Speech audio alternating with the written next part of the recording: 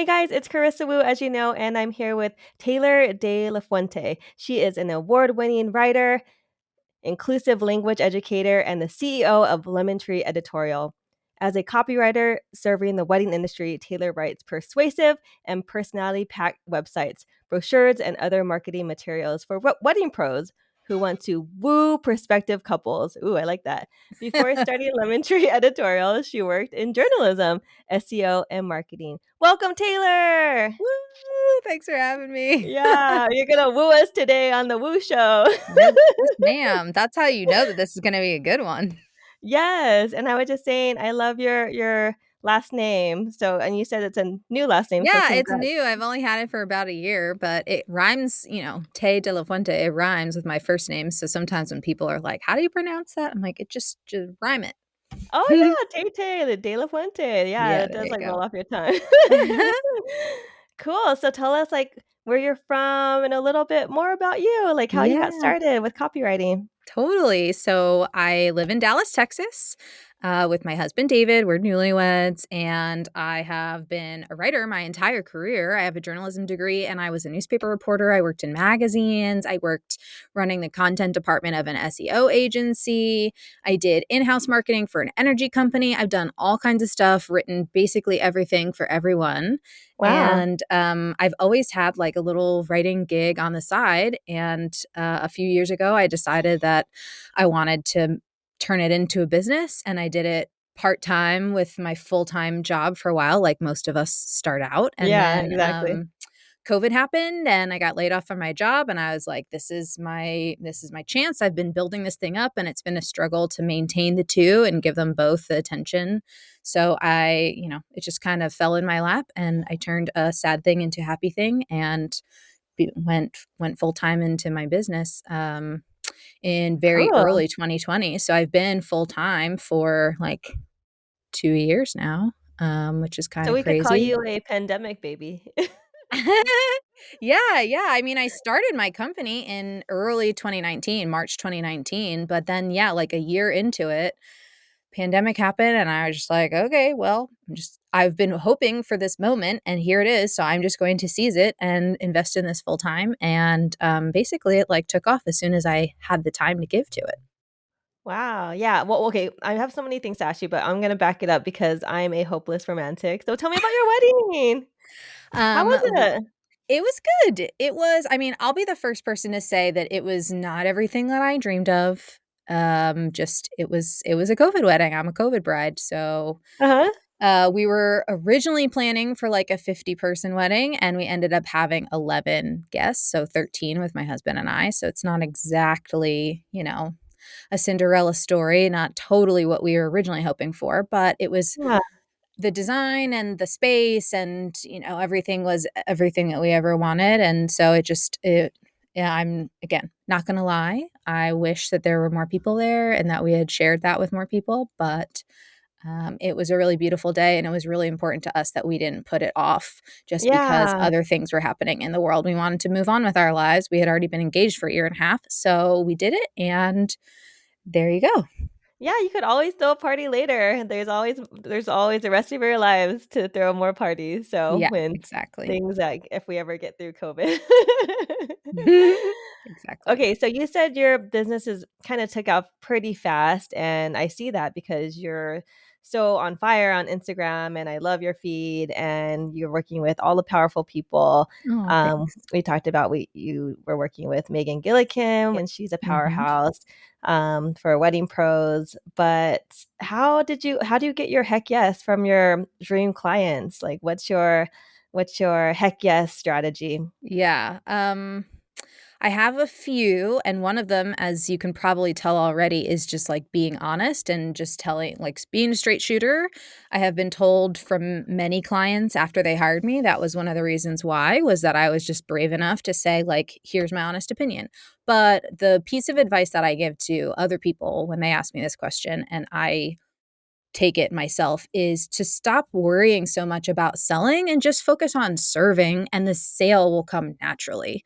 Oh, Because I I love know, that. Krista, like, basically, you and I are both sales experts because, you're really an expert at doing it on the phone or like in a sales call versus I'm an expert at doing it written. But we basically both are, our job is to do the same thing, which is to help people sell. And so, like, people always get nervous. How I feel so weird about selling, or I feel so like pushy or whatever. And so I just, if you focus on serving, you have a problem. I might have a solution. Can you tell me a Uh-huh. little bit more about your problems? That way I can help you find a solution, whether it's me or something else. If you approach it from that perspective, the sale, it just takes the pressure off the sale. The person on the other end feels relief, you feel relief, and it just Yeah. comes easier.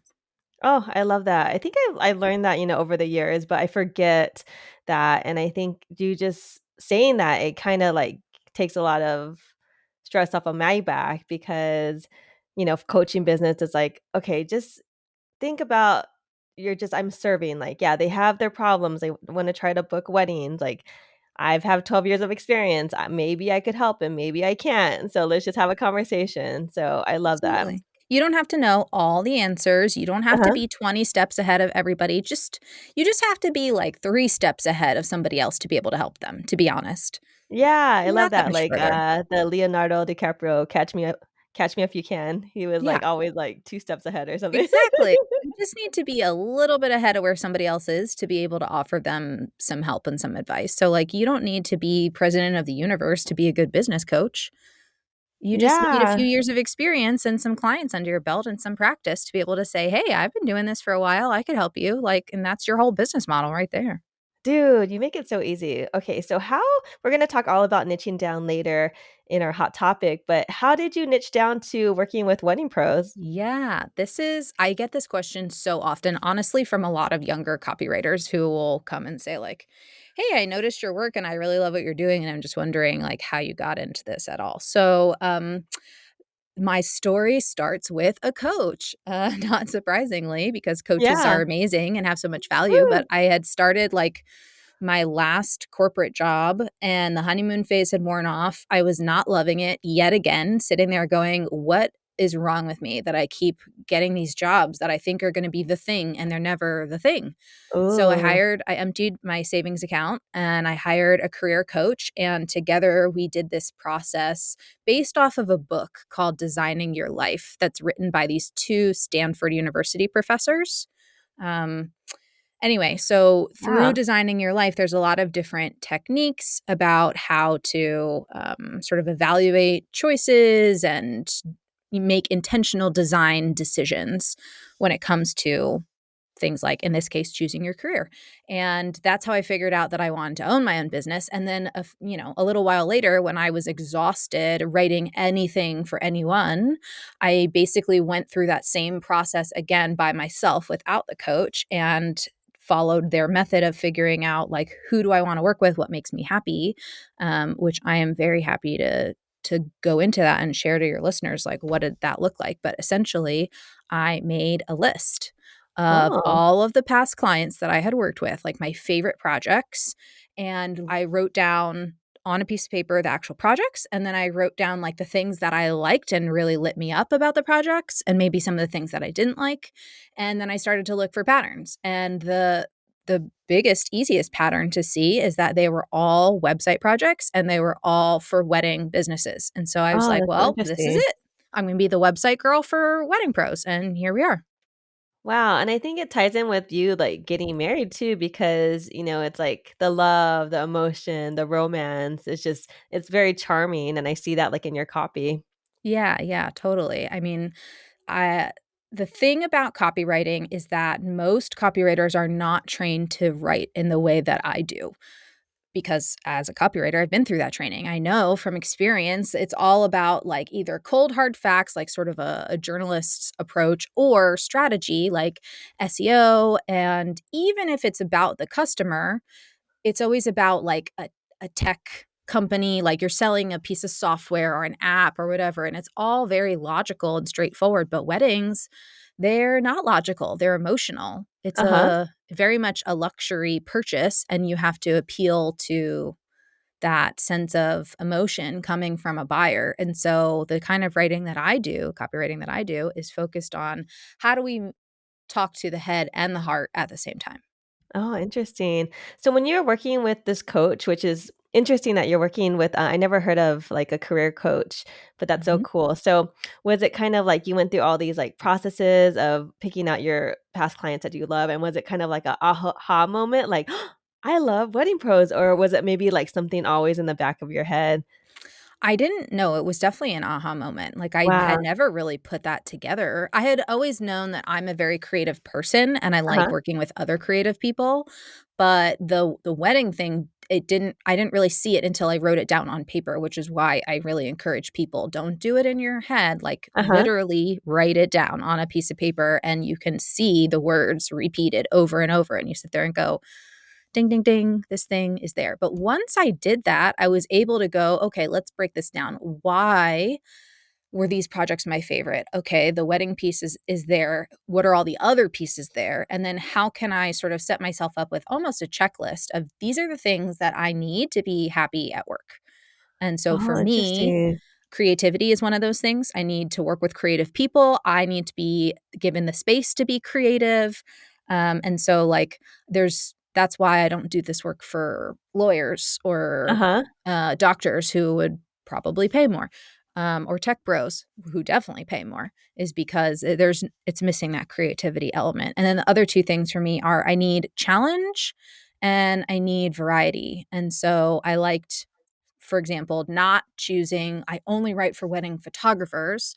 That's not enough variety for me. It's kind of the same thing. But if you Uh-huh. work for all wedding pros, so I work for Yeah. photographers, planners, florists, DJs, caterers, it's a similar thing through there, um, which makes it challenging, but also it's changing every time. So there's variety, and that's challenging.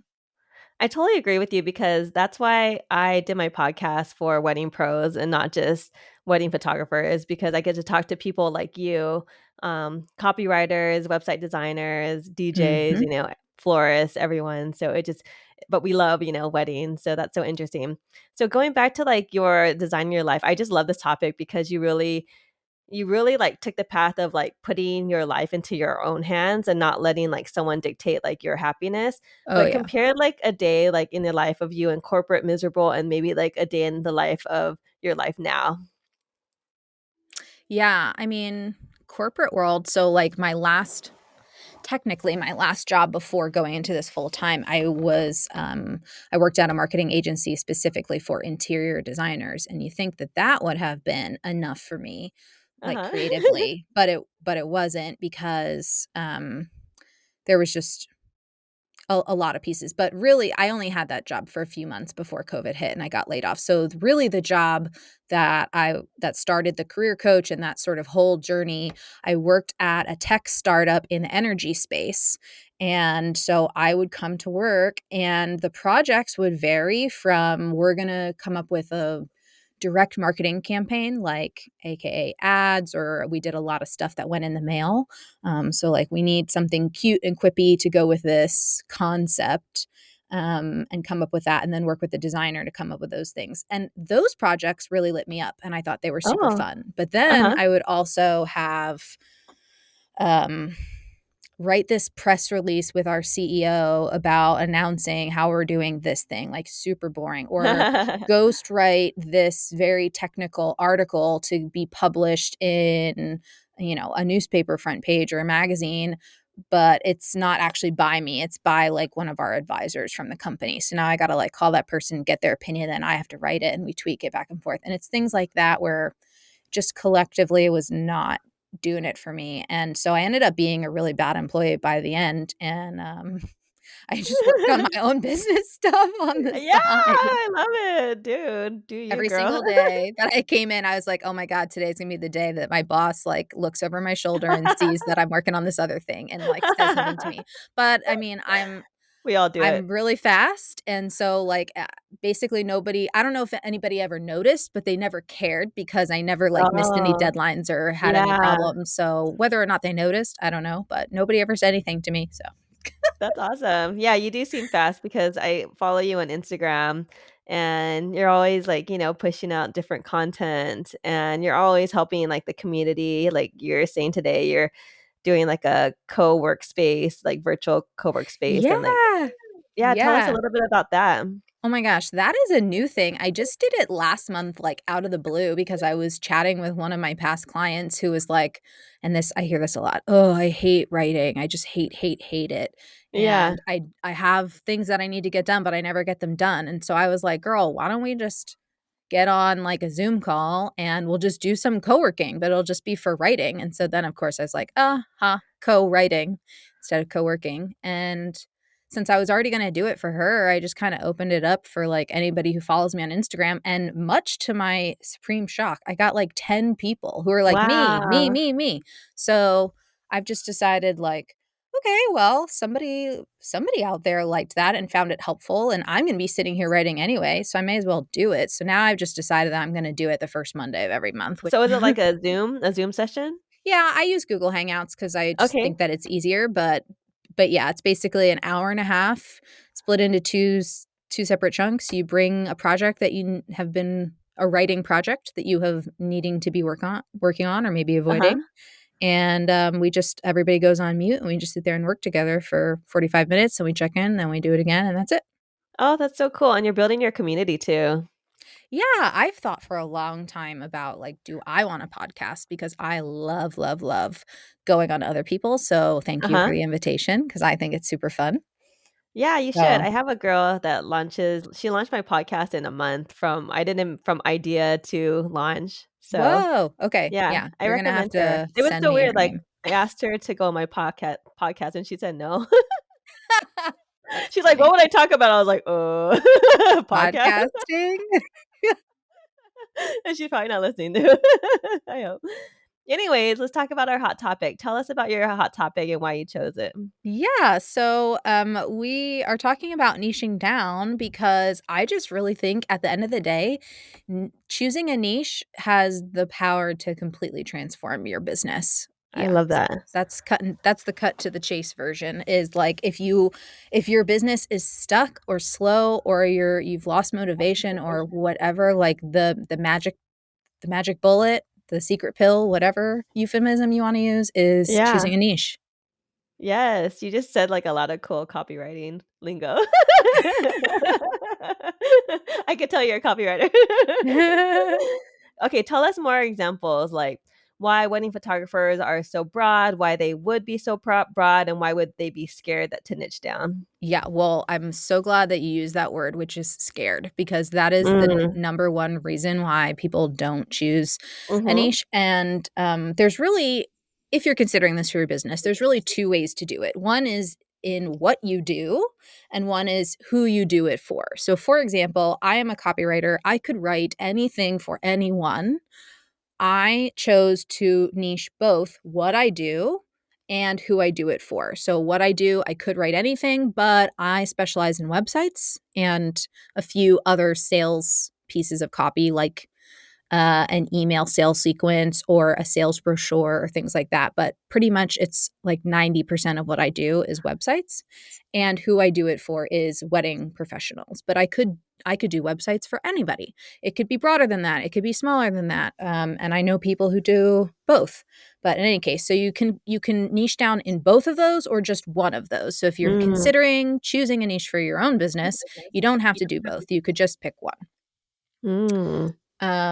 But like in terms of, for example, a photographer, like why would somebody say, I'm going to choose weddings? Like from your experience as a consumer that if you're looking for what would be something helpful, um, if you're looking to go out to dinner, there's a million and one restaurants in wherever you live. Yeah. There's too many choices. You have to sit there and decide, what do I want for dinner? Do I want pizza? Do I want barbecue? Do I want sushi? Like, and you can. That's a very relatable example. Everybody knows that. So like nobody is ever it's very rare that you would just say, I want to go out to dinner and I'm just going to like choose the first restaurant that we drive past or whatever.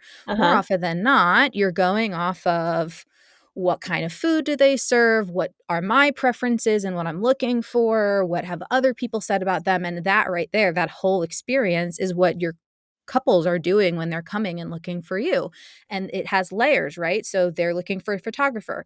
they could hire any photographer, but it's probably better if they hire somebody who has experience doing weddings because that's a very unique thing. And then Uh-huh. even within that, they can look at it and go, well, I want somebody who is a photographer, who has experience with weddings, and who has experience with this location or this style or this type of ceremony, like a specific religion or whatever. So like, you can Yeah. It's go kind of layers deep. like a cake tier because we're in Exactly. weddings. Yeah. Exactly. You can go layers and layers deeper. And the more specific you are, the more you become the obvious choice. But the flip side of that is the more specific you are, the more people you're turning away.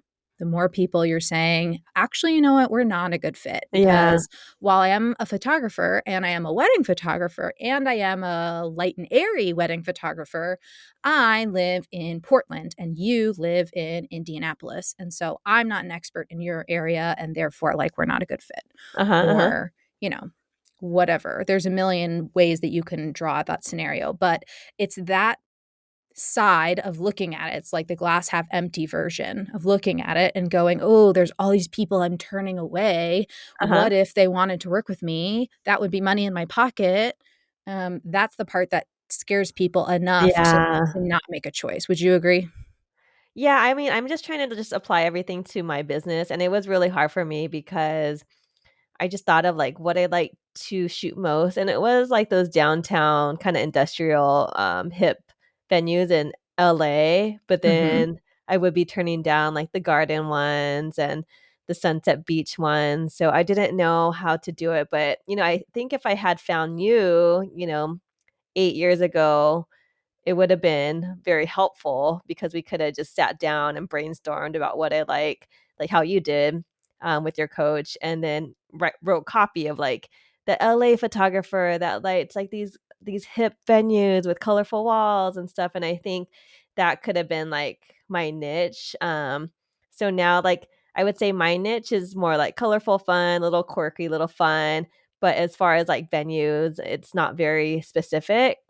Yeah, So, that's fine. I definitely think niching down would have been very helpful from the beginning. So if you're listening out there, like, and you're looking for a copywriter, this could be very, very helpful to your business and making more money because, attract and repel. Exactly. So And we can use me as an example because, again, I used to write anything for everyone. Then I switched to writing copy, specifically websites for wedding pros.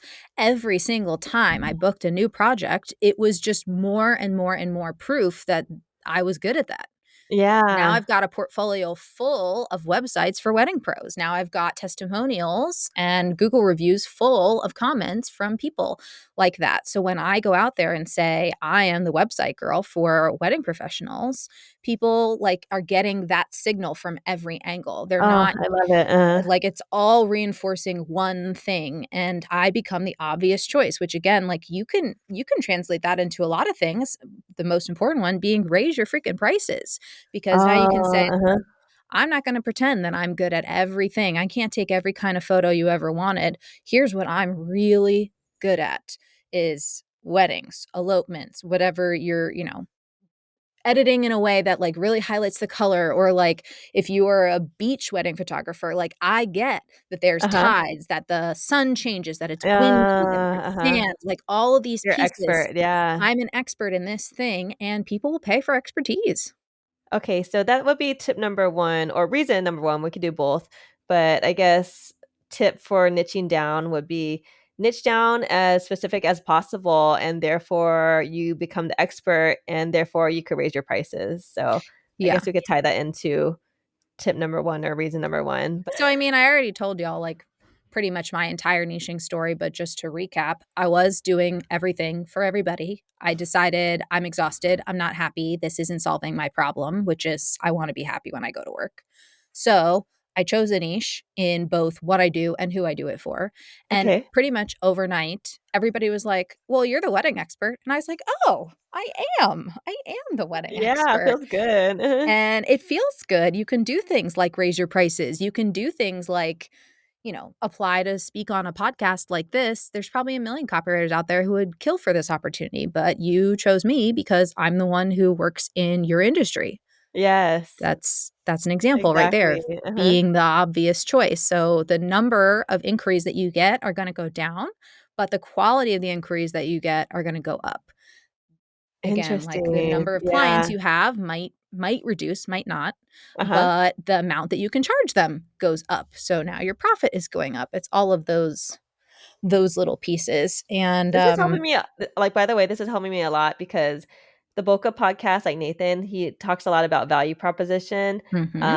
and, like, knowing, like, your how you stand out, but I think talking about niching down, it actually is easier for me to understand for some reason. Like, it just literally, like, it's easy, like, do you like fairy tale weddings? Do you like boho weddings? Do you like garden weddings? Like, what kind of couples do you like to work for? Do you like color? Do you like muted tones? Like, just write it all down. Exactly. And there is a space out there for people who do everything.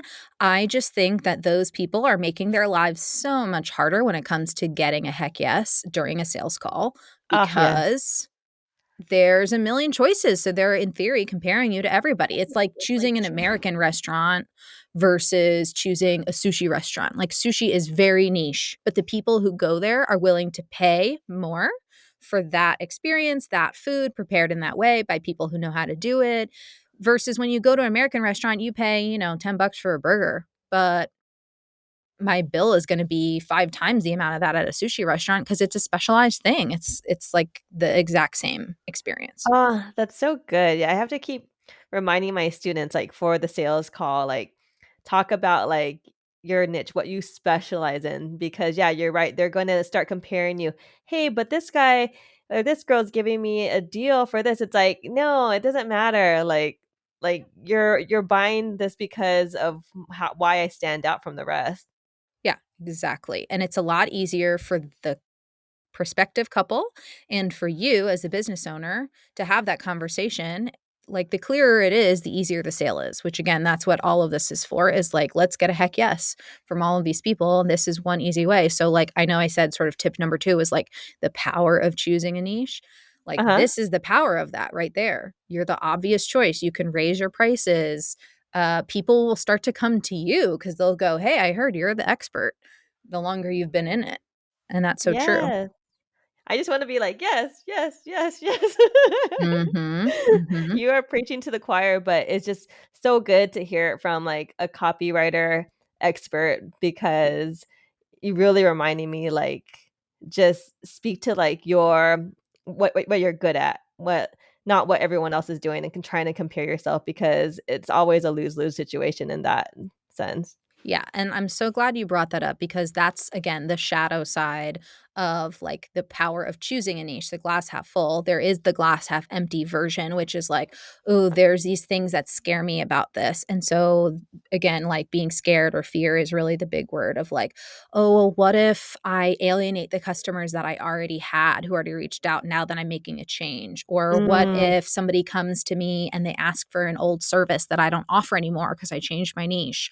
Or what if they ask for an old price, but I raised my prices and I have new prices? Like, all of these things, it's basically the same fear repeated over and over, which is you're afraid of being rejected by somebody. uh-huh, But I mean, all of us, if you've ever been in any kind of a romantic relationship, you can attest that there is somebody out there for everybody. And there are people uh-huh, who are not the person for you. And that uh-huh. doesn't make them a bad person. It just means that they're not the person for you.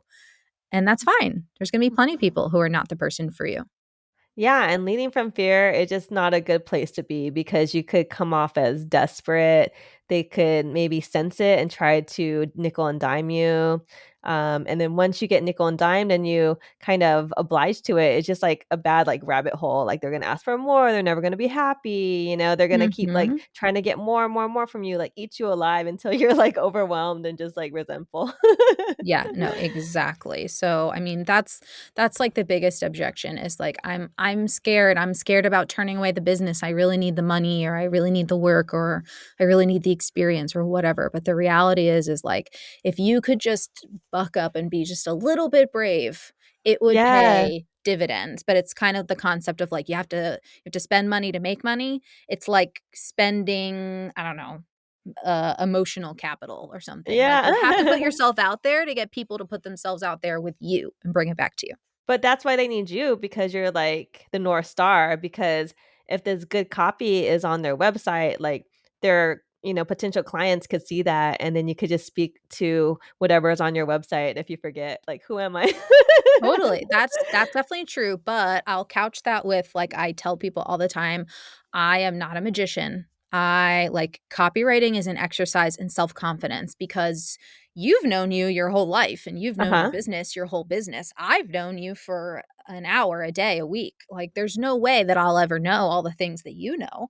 Your job when you hire me is to come to me and say, "Here's what I wanna put out there to the world," and then it's my job to really polish that up and make it sparkle.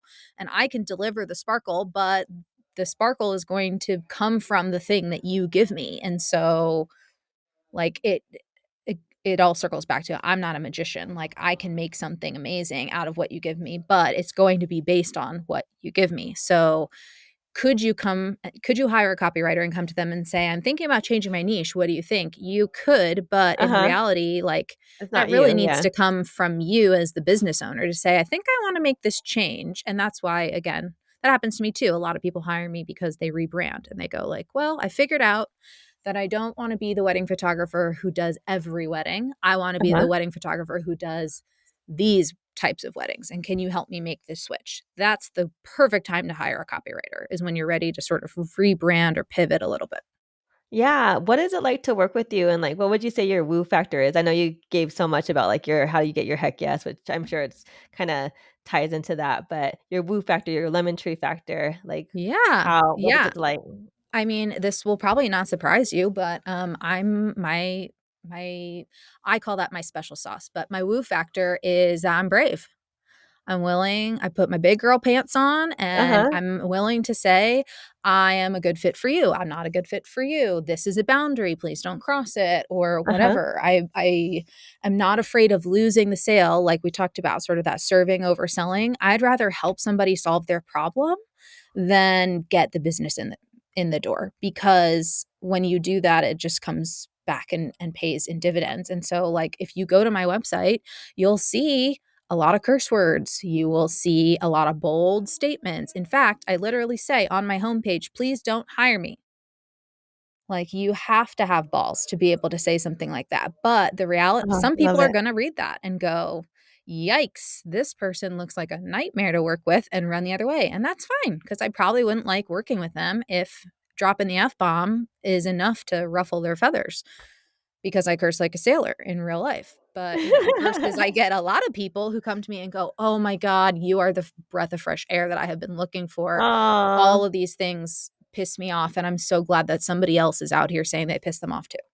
Yeah, you keep it real for sure, and it doesn't have to mean, like, if they don't cuss, they don't have to have cuss words in their copy. Like, you're just true to yourself, and you have to Yes. pick out what is true to them, and through that, like, they have to come to you with, like, an open heart, they have to be vulnerable, and Yeah. they have to be able to share, like, who they truly are for you to, do your magic. Like, you said you're not a magician, but you kinda are. Carissa, you totally get it. You totally get it. Like, Oh, thank you. everything that you said is spot on for sure. Aw, cool. Well, yeah, everything you said is very inspirational to me too, because I'm just like, I get anxiety too sometimes, like with the whole coaching thing. And I have to just realize or keep telling myself, like, serving, serving, serving, like, they might not be a good fit for me. And, if I keep wanting to pick everyone, like, then I could be burnt out and it just could be like this horrible experience for both of us.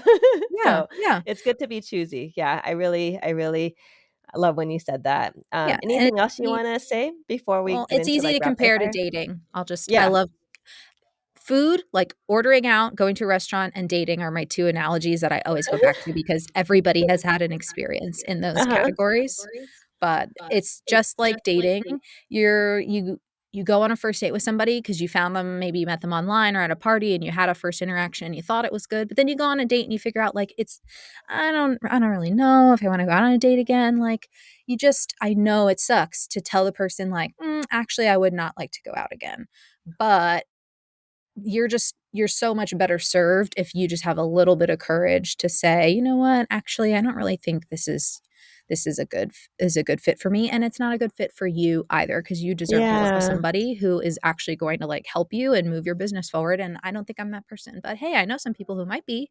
Yeah, I love that. Oh my god. Okay, anything else you wanna add about niching down before we go into, like, more fun questions?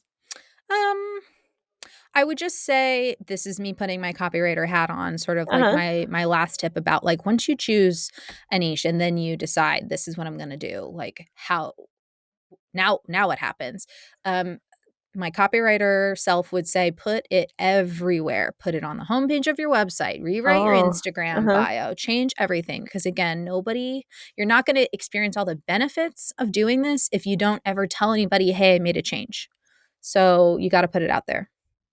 You mean, like, if you are kinda changing from one niche to another niche, or you'd never had a niche and you're changing to a different niche, just kinda tell people. Both. The Okay. both. Like, here's an example, and again, I just did this on my own website, is your portfolio. Like, you could have every wedding you ever shot, it has a gallery on your site, and it lives there, and you feel like, "Well, it shows that I'm super experienced because 'cause I've got 100 photo galleries."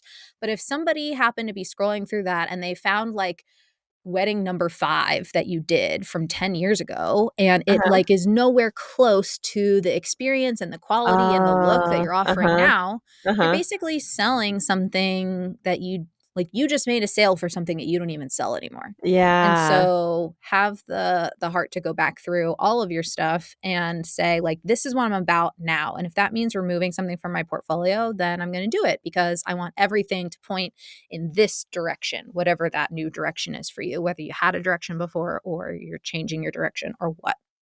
Yeah, because if they look at that, shitty wedding, they could maybe, like, it takes away your value for sure, Yeah. and it could make them seem like, "Oh, well, she puts this up on, like, her portfolio, her website, then, how is she going to demonstrate my photos, and, is it gonna look like this, or is it gonna, like, look like this?" And Yeah. when there's confusion in any of your marketing or your portfolio, like, it's just a very confused buyer, so Yeah, I like and how it you said doesn't even that. have to be shitty. It could just be like you used to do any kind of wedding, including like big giant ballroom weddings, but you decided you really love elopements and now you just want to be Uh-huh. an elopement photographer. So like don't tell the world via your portfolio that you still do 500-person ballroom weddings when you'd rather do a 5-person elopement. Ah, that's so funny that you say that because I'm so not like a ballroom type photographer. I Like, know, I even when know, I I get could it, tell. I'm kinda like, "Whoa, they hired me?" Okay, so fun questions. What was your first date with your husband? Okay, this is actually the first date is not a good story, the second date is, but our first date was the 2 days after Christmas in 2017, and we went out for ramen, Oh, how did you meet? on Bumble, Oh, which is cool. an app, which actually Uh-huh. the person who developed that, is an, alumni of my husband's university, so that was kind of a fun, like, first date conversation. He was like, Oh, "I where did don't he know go? her, but, like, she was, like, 2 years ahead of me." Anyway, Yeah. um, What school was it? SMU, Southern Okay, yeah, Methodist yeah, I think I heard the University. story, but that's so cool that they're connected, that Yeah. she's ballin'. I mean, come on, talk about success story. Yeah, but since you're romantic, do you wanna hear a date number 2 story? Yeah. Okay, so we started talking the day after Christmas.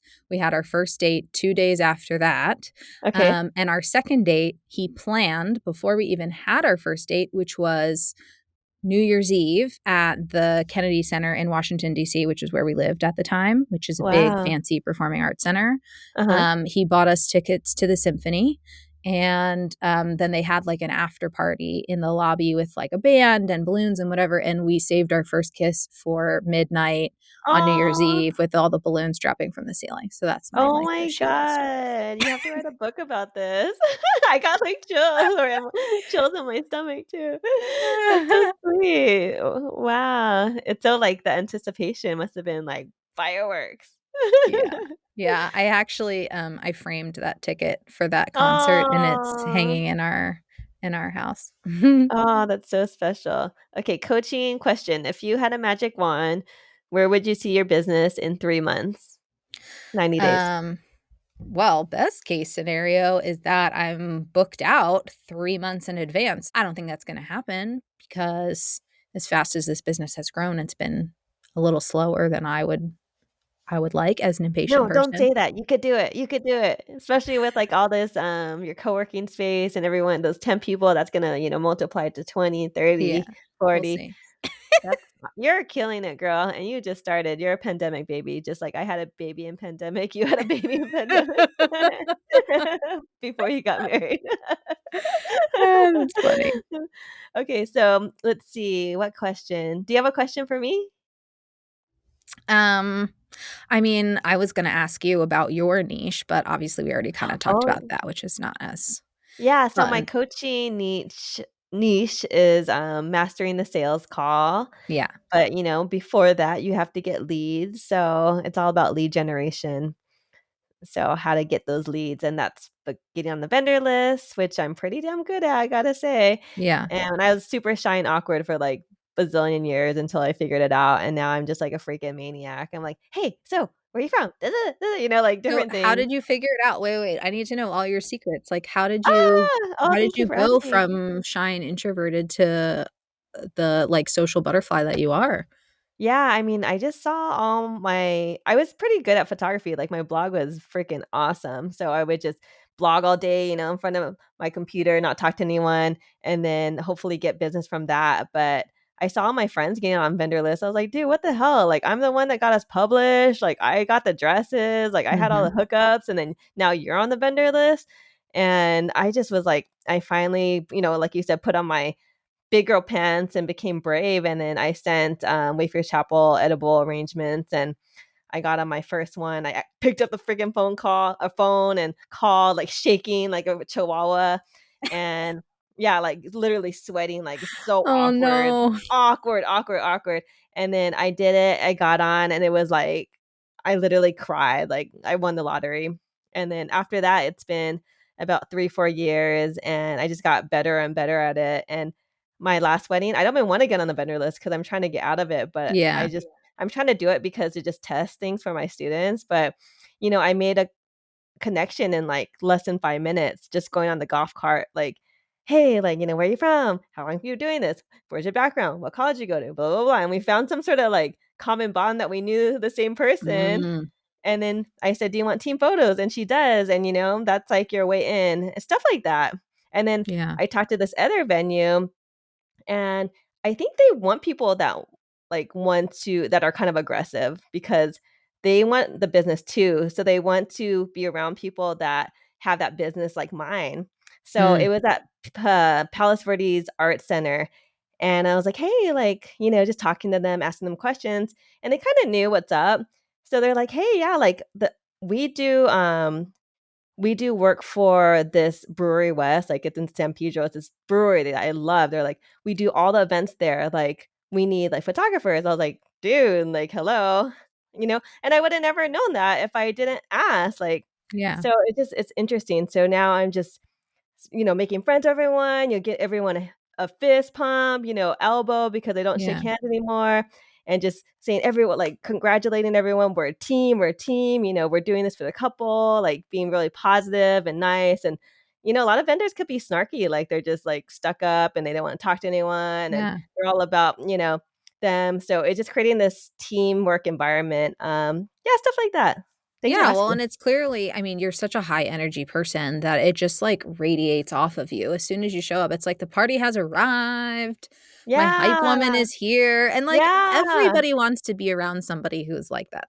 Yeah, you're right, and some photographers are not like that, so it is kinda like, "Okay, once we ride, like, shit's gonna happen, like, let's Yeah, do this." exactly. I wish I was like Cool. that. I'm such an Eeyore. Hey, guys. No, you're not, you're so radiating, and you're so beautiful, and I'm sure you look gorgeous in your wedding dress. Aw, I'm a thank hopeless you. romantic. But yeah, I guess tell everyone like your freebie and how to work with you. I know your prices are going up. So tell Yeah. everyone yeah, how to work with you because you are going to escalate and elevate their business so they could raise their prices. Yeah, I mean, so just like I would encourage you to do as you niche down and get more expertise, whoever is listening to this, like I have done that and my business has grown because of it. And so my prices are going up. Like all of us should reevaluate that every so often. Uh-huh. The last time I raised my prices was this time last year. So it's been a year at this current price level. I've helped so many wedding pros. I think I counted the other day and I'm at like 40 something for this year. And so many of them have Whoa. been repeat customers this year, and I get comments all the time of like, so and so like newspaper in my town reached out to me because they found my website and they loved my website, or this couple Wow. told me like they wish that there was more on my website because they read every single word and loved it and they couldn't wait to get on the Whoa. phone with me. I've got clients who couples book them like without ever seeing their work or tasting their food. Like I have a caterer who, most caterers you do a tasting and then you book them, but she was like, I get people to book me without ever tasting my stuff. Whoa, So, that's really a good compliment. It's like you yeah. literally are putting like words are like the taste. It's Yeah, like exactly. the It's sense. doing the selling for you. So if you've got phase 1 of selling, which is killer copy on your website, and then you've got phase 2 of selling, which is somebody like Carissa teaching you how to like nail it on the phone call and get somebody to sign and book it, and then you already know how to provide an amazing experience as a service provider, like slam dunk, baby, on business in the door, referrals, repeat customers, all that jazz. So anyway, I say all that to say Yeah, it's a my full prices are going 360. up.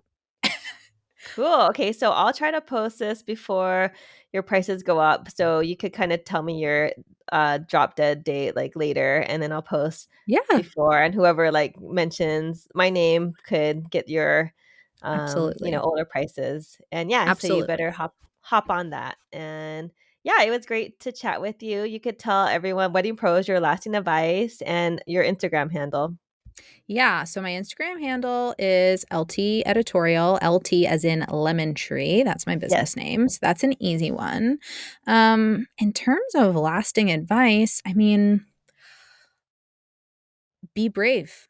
That's really what this conversation came down to is be brave. And I know that you can do it, whoever's listening to this, because you already did it, because you already started a business and you put yourself out there. So I know you can do it. You have practice. Let's do it. Let's do it some more. Yay. Good job.